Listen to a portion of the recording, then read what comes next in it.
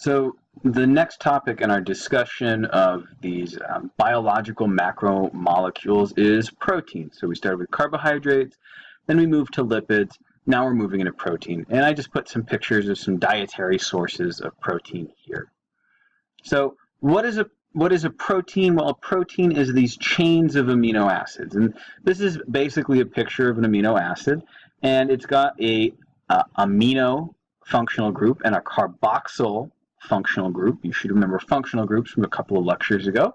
And it also has a side group, which is going to determine its identity. So this is leucine, the amino acid. You'll see the amino group here. You'll see the carboxyl group here, and leucine has a particular shape to it as its side group. You have 19 other amino acids. Over here you have serine, and just notice that the shape of serine is different from that of leucine.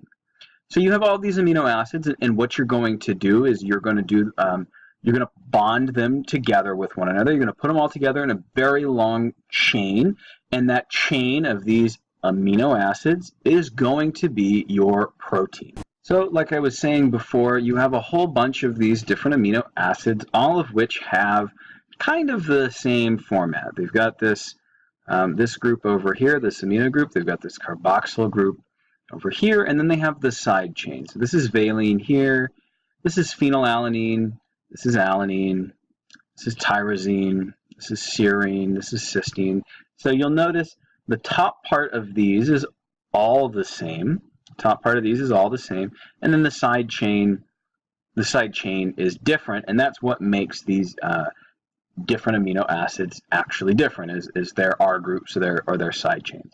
So they're all the same up here, but then they have different side chains.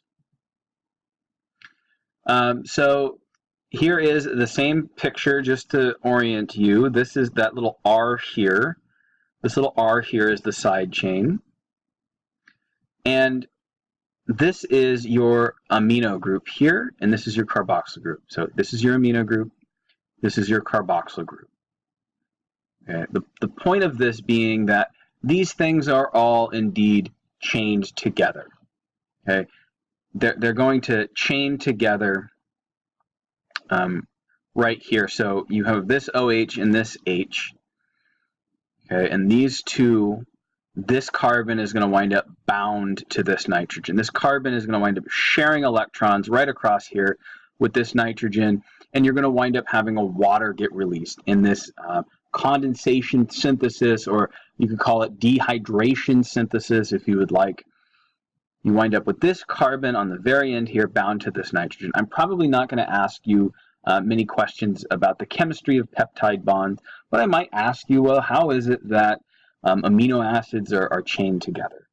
The opposite process is sort of uncoupling this carbon from this nitrogen. And you're going to add a water in here, and it's going to come, and you're going to have hydrogen bind to this nitrogen and OH bind to this carbon. So you have dehydration, or stupidly condensation, but they're the same thing. You have condensation this way with this carbon getting bound to this nitrogen. You have hydrolysis. Hydrolysis in this direction, where water is coming in and splitting these amino acids up. So protein, the word protein is the Greek word for first place. It is a polymer of amino acids, like I was just saying. It's a bunch of those different amino acids with their amino groups and their carboxyl groups all chained together. You have thousands of proteins in you. I have thousands of proteins in me. And the monomers of these are amino acids, which again have that central carbon, the amine group, and the carboxyl group. They also have an R group, and that's what makes different amino acids different, is that side chain. All of them have this same basic format, and then they'll have a different side chain. So again, amino acids are linked by those peptide bonds, where that carbon is getting hooked up with that nitrogen. They form a polypeptide. A polypeptide and a protein are the same thing. Okay? Amino acids are sometimes called peptides. A protein is a chain of many amino acids, so a protein can also be thought of as a polypeptide. It says 100 or more. They can actually be a little bit smaller than that, but that's not really, that's not a big deal. 100 is on the small end. 100 amino acids chained together is on the small end of a protein. And proteins also have different levels of structure. So we're going to start with this idea of the primary structure of amino acid. The primary structure of amino acid is just the literal order that the amino acids are in. So let's say you had phenylalanine hooked up to serine, hooked up to leucine. Okay, phenylalanine, serine, and leucine. That would be its primary structure. And to make that primary structure different, you would have, let's see, serine hooked up to tryptophan, hooked up to leucine. You just change the order that the amino acids are in, and that changes the primary structure of these amino acids.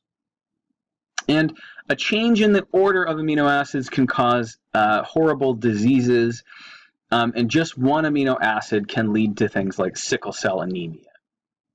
So this is a depiction of what maybe a protein looks like, and it's just a whole bunch of proteins all chained together in this ribbon-like fashion. So there's this is 129 amino acid protein. Each of these three-letter codes represents one amino acid.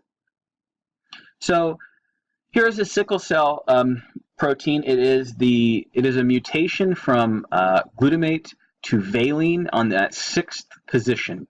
So it's just a change in the primary structure of the amino acid that leads to this sickle cell condition. And sickle cell is pretty serious. We're going to talk about it later on in the semester when we get to genetics. There's some really interesting stuff associated with that.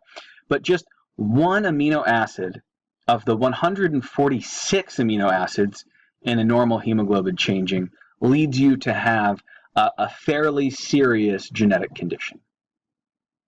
Secondary and tertiary structure have to do with the folding and twisting of these proteins. So primary is just like if you were to write them all down on a line, that's what they would be. But these things aren't just like two-dimensional, right? Imagine like a piece of yarn, and it's like a piece of tape with a whole bunch of letters written on it. That is the primary structure. But then if you take that piece of tape and twist it up, that's when you get into your secondary and tertiary structures. So it is the folding, it is the 3D shape of the protein itself. Quaternary structure is when you're bringing in another protein and having those two proteins interact with one another. So again, primary, just the literal order of amino acids. Secondary and tertiary is you take those and you fold them up. Quaternary is when you're bringing in multiple amino acids, multiple proteins, I should say, and having them interact with one another. And these give these proteins particular shapes that let them do what it is that they're supposed to do, because proteins have many, many, many functions inside your cell. They do things like help you transport things. They are embedded in your cell membranes. They are enzymes, for goodness sake. So these are very important things, and the way that they're actually shaped is going to be important in allowing them to carry out whatever function it is they need to carry out. So this is just showing you another dehydration reaction. You're removing the water. We've seen a slide very similar to this already, but you're hooking up this carbon here with this nitrogen via a peptide bond. So a peptide bond just means two amino acids, which are also called peptides, stuck together with one another. So anytime you have two amino acids stuck together, it's called a peptide bond. Or you could think of it as anytime you have two peptides stuck together, it's called a peptide bond. So again, the proteins must fold and coil correctly in order to function. They tend to have hydrophobic regions inside, which should make some sense to you. If something doesn't like water, of course it's going to go away from the water, and the only way it can do that in this case is to fold itself inside the protein. Hydrophobic regions are going to be outside toward the watery parts of the cell. And 3D shape is incredibly critical for these things to actually function and work correctly. Next, we have this concept of denaturation. What denaturation is basically just destroying the protein via different methods. So that you can do this by changing the pH. If you take a protein and throw it into an acid bath, that's really going to mess up its structure, right? And that's all denaturation is messing up the structure. If you take a protein and boil it, it's going to mess up the structure pretty bad. And so when you denature it, you change its three-dimensional shape and you make it non-functional. You make it so it can't do whatever job it is it was supposed to do. Because again, the shape of these things really helps to determine their function, how they actually work, what they actually do. So this is just showing you the different levels of structure here, which the secondary and beyond can be denatured. You could sort of blow these up by giving them some hydrolysis and breaking up the amino acids themselves. But here's the primary structure, just the literal order of amino acids. And the secondary structure are things like these alpha helices or these beta pleated sheets. And tertiary structure is how those fold over onto themselves. And then quaternary structure is multiple proteins interacting with one another, all of which could certainly be denatured, by the way. So here's quaternary structure. You have blue and light blue here, just showing two proteins interacting, and maybe these two proteins complex to do some cellular function. Like, I don't know, maybe this is helping you to transport glucose in and out of the cell or something like that. So you have denaturation, but the thing about proteins is that they can actually be brought back. So you have this active protein, and then you give it gentle denaturation. Maybe you put it in a little hot water bath, and you can see the 3D structure is completely changed. It's completely screwed up at this point. But by putting it back into its original conditions, or you can call them renaturing conditions, or by maybe putting it with another molecule that's going to help it reform into its shape, you wind up with this active, perfectly reasonably functional protein again. So proteins can be partially denatured, and then they can be rescued. So enzymes are kinds of proteins. Okay, there are many enzymes all throughout your body. They're helping you do different metabolic processes. And metabolism here, it says, is the sum of the total of all chemical reactions in an organism. So that's a big deal.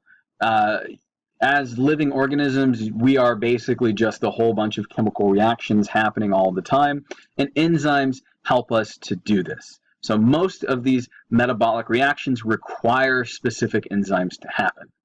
And there's this idea of a biological catalyst, which stimulates a reaction to occur as well. So you can think of just don't worry about catalyst right now. Just kind of know that enzymes are helping metabolic reactions to actually take place.